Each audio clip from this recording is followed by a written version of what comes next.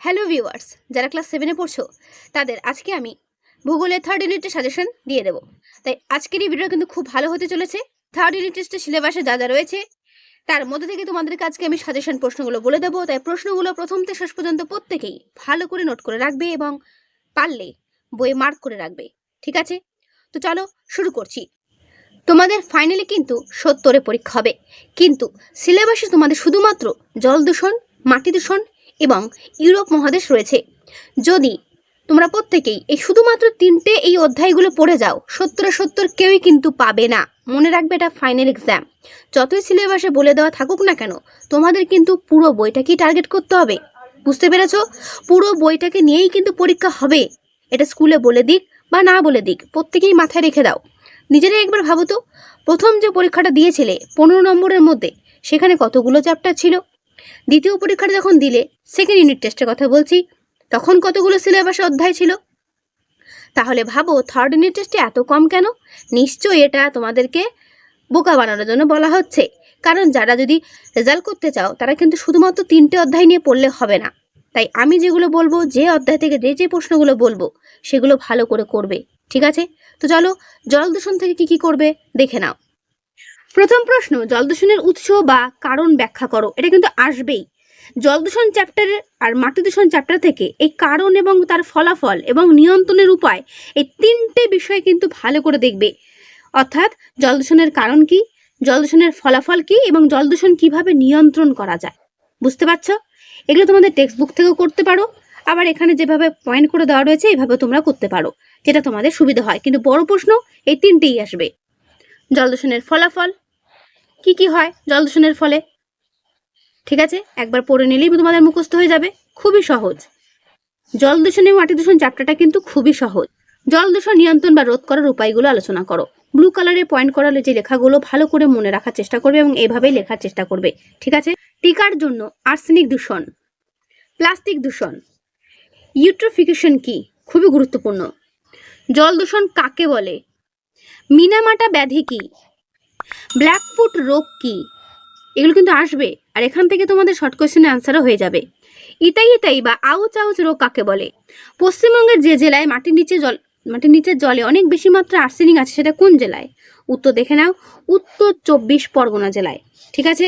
এখানে কিন্তু মাটির নিচে বেশি মাত্রায় আর্সেনিক পাওয়া যায়। তারপরের প্রশ্ন, রাসায়নিকভাবে বিশুদ্ধ জলের পিএইচ এর মাত্রা কত? বিশুদ্ধ জলের পিএইচ এর মাত্রা কত হতে হবে? 7। মনে রাখবে, 7-এর বেশি হলে সেটা কি হয়ে যাবে এবং 7-এর কম হলে কি হবে, নিজেরাই আমায় কমেন্টে বলবে, ঠিক আছে? অম্ল ক্ষার তোমাদের কিন্তু আমি বুঝিয়েছিলাম। পানযোগ্য প্রতি লিটার জলে আর্সেনিকের মাত্রা কত হওয়া উচিত? মনে রাখবে, যে জলটা আমরা খাই সেই জলটার মধ্যে আর্সেনিকের মাত্রা কত হওয়া উচিত? 0.05 মিলিগ্রাম, ঠিক আছে? মনে রাখবে, আমি যেগুলো বলছি খুব ভালো করে করবে, কমন পাবেই। এরপরে প্রশ্ন, পারদ গঠিত রোগটির নাম কি? রোগটির নাম মিনামাটা, ঠিক আছে? ঘুরিয়ে প্রশ্ন আসতে পারে, মিনামাটা রোগটি কোন ধাতুর জন্য হয়? উত্তর পারদ। অম্ল বৃষ্টির জন্য দায়ী কে? SO2। SO2 কিন্তু অম্ল বৃষ্টির জন্য দায়ী, ঠিক আছে? তারপরের প্রশ্ন, যে ধাতু বেশি মাত্রা জল দূষণ ঘটায় সেটি কোন ধাতু? উত্তর সীসা ও পারদ। তারপরের প্রশ্ন, ব্ল্যাকফুট রোগ কোন কারণে ঘটে? উত্তর আর্সেনিকের কারণে কিন্তু ব্ল্যাকফুট রোগ ঘটে। তোমাদের টেক্সটেও কিন্তু রয়েছে এটা। পৃথিবীর মোট জলের পরিমাণ, তার মধ্যে স্বাদু জলের পরিমাণ কত? 3 ভাগ, ঠিক আছে? অর্থাৎ পৃথিবীর মোট জলের মধ্যে 3 ভাগ হচ্ছে স্বাদু জল, অর্থাৎ যে জলটা আমরা পান করি, ওকে? তারপরে প্রশ্ন, সারা বিশ্বে পরিবেশ দিবস কবে পালিত হয়? উত্তর 5ই জুন। তো এই হলো তোমাদের জল দূষণ থেকে সাজেশন প্রশ্ন। এবার তোমাদের যে স্কুলের বই, সেই বইয়ে কি কি ভালো করে দেখবে সেটা একবার দেখে নাও। দেখো, তোমাদের বইয়ে রয়েছে পাতা নম্বর 68-তে জল দূষণ কিভাবে হচ্ছে। শিল্প কারখানা থেকে হচ্ছে, গৃহস্থলী থেকে জল দূষণ হচ্ছে, যেটা আমি একটু আগে বললাম। বড় প্রশ্ন ক্ষেত্রে কিন্তু তোমরা এটা করতে পারো, বই থেকে করলে বেশি ভালো হয়। চেষ্টা করবে বই থেকে করার, ওকে? মিনামাটা রোগটি কিন্তু প্রথমে জাপানে দেখতে পাওয়া যায়, কত সালে? 1932 সালে। মনে রাখবে, তোমাদের এগুলো কিন্তু আমি তোমাদের টেক্সট বই থেকে দেখাচ্ছি, ঠিক আছে? টেক্সট বইটা ভালো করে দেখবে প্রত্যেকেই। ইউট্রোফিকেশন কাকে বলে একটু আগেই তোমাদেরকে আমি দেখাচ্ছিলাম একটা হেল্পার বই থেকে, তোমরা এখান থেকেও করতে পারো। বারবার করে বলছি টেক্সট বইটা খুঁটিয়ে পড়লে এক্সট্রা কোনো বই পড়া দরকার হয় না, তবুও তোমাদের অনেকেরই ইচ্ছা হয় টেক্সট বইয়ের পাশাপাশি হেল্পার বই থেকে পড়ার, কারণ হেল্পার বইতে গুছিয়ে অ্যান্সার লেখা থাকে, ঠিক আছে? টেক্সট বইতে কিন্তু অতটা গুছিয়ে লেখা থাকে না, কিন্তু যদি তোমরা নিজেরাই গুছিয়ে লিখতে পারো তার থেকে ভালো অ্যান্সার আর হয় না। তাই চেষ্টা করবে টেক্সট বইটা পড়ে নিজেদের মতো করে গুছিয়ে অ্যান্সার লেখার। ওকে, এর নিচে দেখো রয়েছে ব্ল্যাকফুট ব্যাধি কি, ফ্লুরোসিস কি, ইতাই কি কি কি কারণে রোগগুলো হয়, প্রত্যেকটা জিনিস সুন্দর করে এখানে দেওয়া রয়েছে, ভালো করে করবে। পাতা নম্বর 74 দেখে রয়েছে জল দূষণ প্রতিরোধ কিভাবে করা যাচ্ছে। এখানে কালো কালার বোল্ড করে লাইন করে সুন্দর করে দেওয়া রয়েছে, কিন্তু এই যে গুলি করে পয়েন্ট ধরে ধরে দেওয়া রয়েছে কিভাবে জল দূষণ প্রতিরোধ করা যায়, এটা ভালো করে করবে। তাহলে বুঝতে পারছো জল দূষণ থেকে এগুলো করলেই যথেষ্ট। ওকে, এরপর চলে এসো মাটি দূষণ। মাটি দূষণ থেকে আমরা কি কি করব দেখে নাও। এই মাটি দূষণ চ্যাপ্টারের ক্ষেত্রেও মাটি দূষণ কিভাবে হচ্ছে, তার কারণ কি, এই কারণটা কিন্তু একই। জল দূষণের মতো কিন্তু মাটি দূষণের কারণ, মাটি দূষণের ফলাফল এবং মাটি দূষণ কি করে নিয়ন্ত্রণ করা যায়, এই তিনটে প্রশ্ন কিন্তু এখান থেকে করতে হবে। ঠিক আছে, দেখে নাও, পুরো উত্তরটা একবার দেখে নাও। ঠিক আছে, চেষ্টা করবে বই থেকে অ্যান্সার করার, তবুও তোমাদেরকে আমি এখান থেকে দেখিয়ে দিচ্ছি, এখানে গুছিয়ে লেখা আছে বলে চেষ্টা করবে গুছিয়ে লেখা। অ্যাসিড বৃষ্টি কাকে বলে, এর প্রভাবগুলো আলোচনা করো। খুব ভালো একটা প্রশ্ন, অম্ল বৃষ্টি বা অ্যাসিড বৃষ্টি খুব ভালো করে করবে। ঠিক আছে, আর এর নিয়ন্ত্রণের উপায়টা কি সেটা দেখো, খুব সুন্দর করে দেওয়া রয়েছে। ভিডিওটা পজ করে অ্যান্সারটা ভালো করে দেখে নেবে। ওকে, এরপরে প্রশ্ন মাটি দূষণের প্রভাব বা ফলাফল সংক্ষেপে আলোচনা করো। এটাও কিন্তু ভালো প্রশ্ন, তিনটে প্রশ্ন তোমাদেরকে দেখিয়ে দিলাম। তোমরা কিন্তু চেষ্টা করলে এখান থেকে করতে পারো, অথবা তোমাদের নিজেদের টেক্সট বই থেকে করতে পারো। টিকার জন্য করবে ভোপাল গ্যাস দুর্ঘটনা, ঠিক আছে, আর করবে চেরনোবিল দুর্ঘটনা টিকার জন্য। এর পরের প্রশ্ন ভোপাল গ্যাস দুর্ঘটনার জন্য দায়ী কোন গ্যাস, মিথাইল আইসোসাইনেট বা এমআইসি, ইম্পর্টেন্ট আছে কিন্তু। তারপর 2011 সালে জাপানের ফুকুশিমায় কিন্তু পরমাণু দুর্ঘটনা ঘটেছিল। তাহলে 2011 সালে কোথায় পরমাণু দুর্ঘটনা ঘটেছিল? জাপানের ফুকুশিমায়, মনে রাখবে। এই এমআইসি বা মিথাইল আইসোসায়ানাইড গ্যাসের বানানটা কিন্তু ভালো করে মনে রাখবে, পুরো নাম কিন্তু পরীক্ষাতে আসে। ওকে, তো মাটি দূষণ থেকে তোমরা এগুলোই করবে। এবার তোমাদের টেক্সট বুক থেকে দেখো কি কি করতে হবে।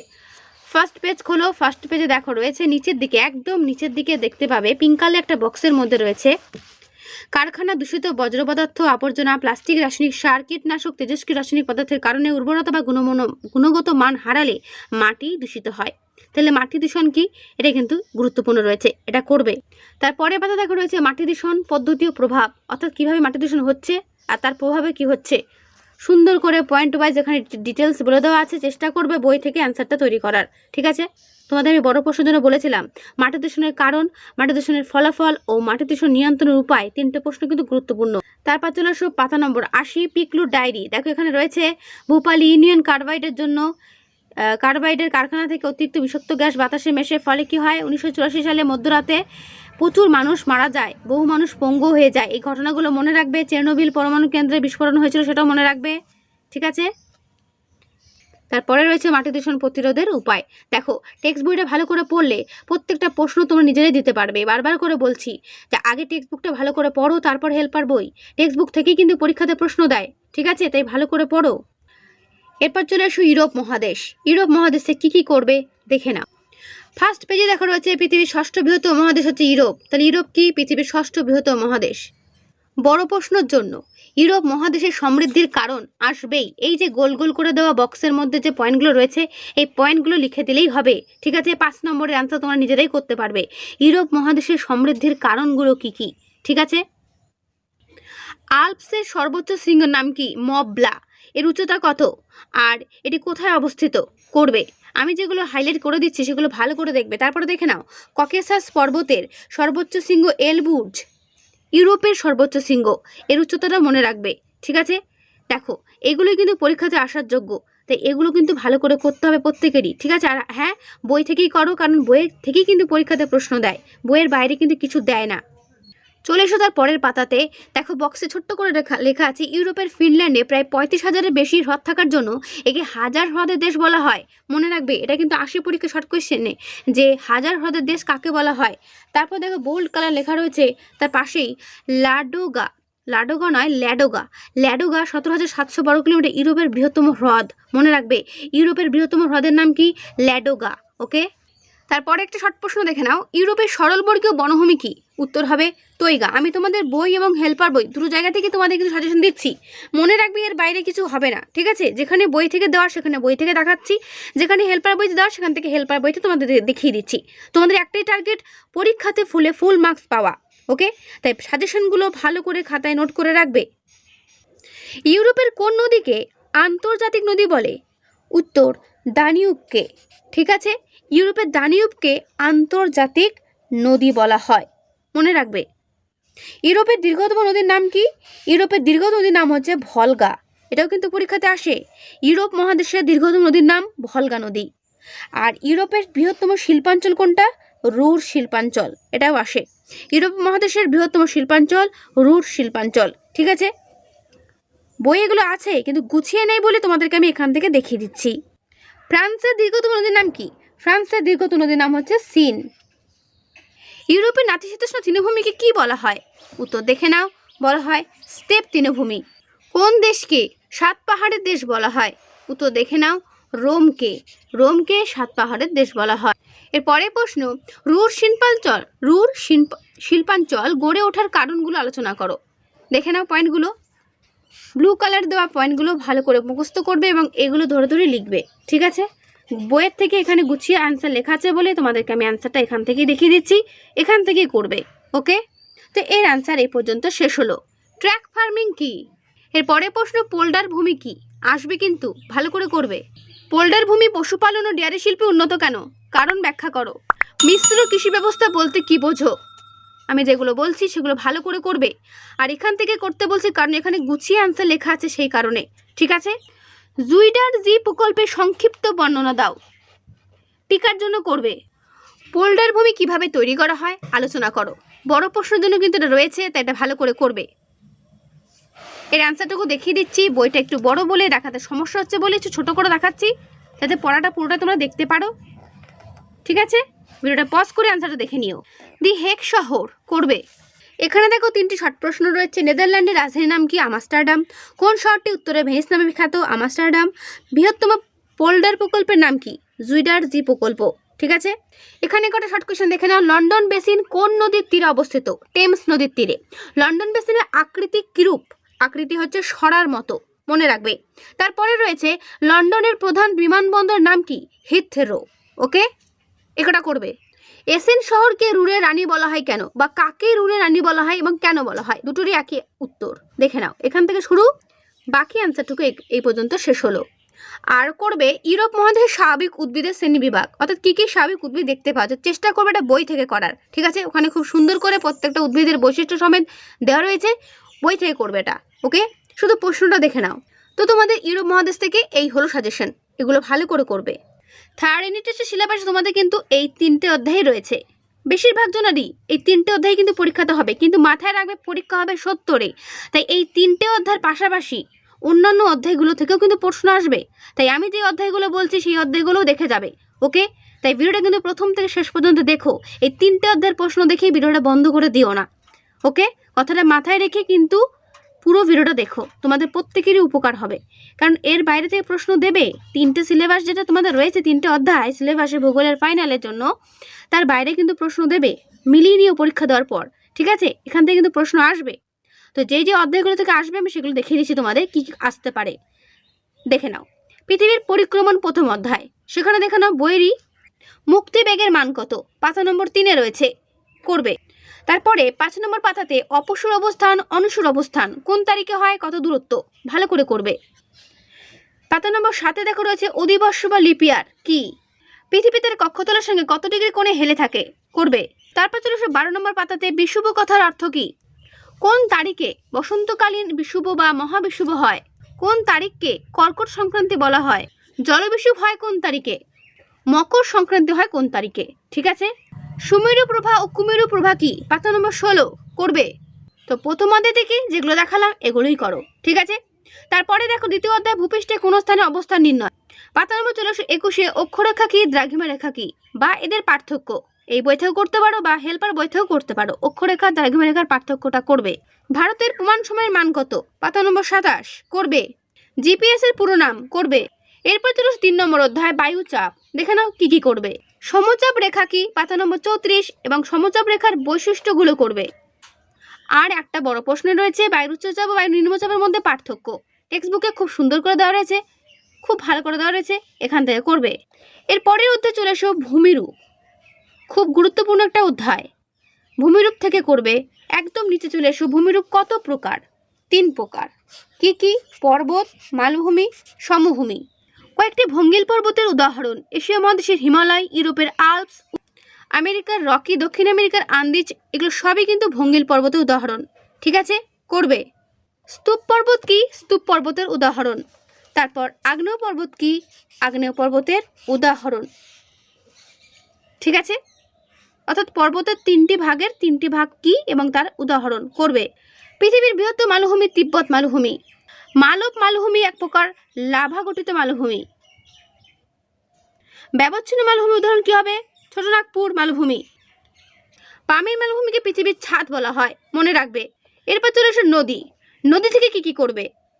নদীর উৎস কি, নদীর মোহনা কি, এবং গঙ্গা নদীর উৎস কি, মনে রাখবে। আমি যেই যে জায়গাগুলো হাইলাইট করে দেখাচ্ছি সেইগুলো ভালো করে পড়বে, এখান থেকেই কমন পাবে। ধারণ অববাহিকা বলতে কি বোঝো? তার পাশে দেখা রয়েছে জলবিভাজিকা বলতে কি বোঝো? এগুলো আমি সমস্ত কিছু কিন্তু পড়িয়েছি। যদি তোমাদের মনে হয় এগুলো একটু পড়া দরকার আছে, অবশ্যই আমার চ্যানেলে এসে ক্লাস 7 প্লেলিস্ট ফলো করবে, সেখানে দেখবে দেওয়া রয়েছে, তাই ভালো করে কিন্তু দেখে নিও। শাখা নদী কি, উপনদী কি? গঙ্গার উপনদী কোনগুলো? গঙ্গার শাখা নদীকে। ঠিক আছে, করবে। তার নিচে চলে এসো দোয়াব বলতে কি বোঝো? ভারতের কয়েকটি অন্তর্বাহী নদীর নাম। তার পরের পাতাতে দেখা রয়েছে নিত্যবহ নদী কাকে বলে, উদাহরণ। আর অনিত্যবহ নদী কাকে বলে তার উদাহরণ করবে, খুব ভালো করে করবে এগুলো। এর পরের প্রশ্ন, নদী কি কি কাজ করে? ক্ষয় কাজ, বহন কাজ, সঞ্চয় কাজ। নদীর গতিপথে 3টে প্রবাহ দেখতে পাওয়া যায়: উচ্চ প্রবাহ, মধ্য প্রবাহ, নিম্ন প্রবাহ। উচ্চ প্রবাহে কি কি থাকে ভালো করে পড়বে, বড় প্রশ্নের জন্য গুরুত্বপূর্ণ রয়েছে। ঠিক আছে, এই উচ্চ প্রবাহে প্রধান কাজ হচ্ছে ক্ষয় কাজ করা, অর্থাৎ যেখানে নদীর সৃষ্টি হচ্ছে, তাই না? তো এটা কিন্তু ভালো করে পড়বে। এখানে কিন্তু অনেক কিছু সৃষ্টি হয়, যেমন গিরিখাত সৃষ্টি হয়। ক্যানিয়ন, গ্র্যান্ড ক্যানিয়ন, মার্কিন যুক্তরাষ্ট্রের কলোরাডো নদীর গ্র্যান্ড ক্যানিয়ন বিখ্যাত। ঠিক আছে, খুব ভালো করে করবে। এরপর চলে আসো মধ্যপ্রবাহ, যেটা রয়েছে বহন ও সঞ্চয় কাজ, যেখানে নদী কী করে? বহন করে এবং সঞ্চয় করে। তো এখানে নদীর আঁকাবাঁকা গতিপথে মিয়ান্ডার সৃষ্টি হয়। মিয়ান্ডার কি? ভালো করে করবে। তার নিচে দেখা রয়েছে টিকার জন্য ভেরি ভেরি ইম্পর্টেন্ট অশ্বক্ষুরাকৃতির হ্রদ, করবে। এরপর চলে নিম্ন প্রবাহ। নিম্ন প্রবাহ মূলত কাজ হচ্ছে সঞ্চয় করা। সঞ্চয় করলে কি হবে? প্লাবনভূমি তৈরি হবে, বদ্বীপ তৈরি হবে, তাই না? এগুলো একবার করে পড়ে নেবে। ঠিক আছে, ডান দিকে দেখা রয়েছে খাড়ি কি, এটাও করবে। 2 নম্বরের জন্য গুরুত্বপূর্ণ প্রশ্ন। এরপরে জলদূষণ। জলদূষণ থেকে তো তোমাদেরকে আমি প্রথমেই দিয়ে দিয়েছি। তো এই হলো তোমাদের ভূগোলের ফাইনাল সিলেবাসের সাজেশন। এগুলো ভালো করে এইগুলো ভালো করে করো, এর মধ্যেই কমন পাবে। ওকে, আমি চাই তোমরা প্রত্যেকেই ভূগোলে 70 পাও। তাই আজকের এই ভিডিওটা কিন্তু প্রত্যেকে ভালো করে দেখার পর পড়াশোনা খুব ভালো করে করতে শুরু করে দেবে। তো আজকের ভিডিওটা আমি এখানেই শেষ করছি। কেমন লাগলো অবশ্যই কমেন্টে জানিও। ভালো লাগলে লাইক করো, অবশ্যই বন্ধুদের কাছে শেয়ার করে দিও। তো আজকে এখানেই দেখাবে নেক্সট ভিডিওতে। ভালো থেকো সবাই।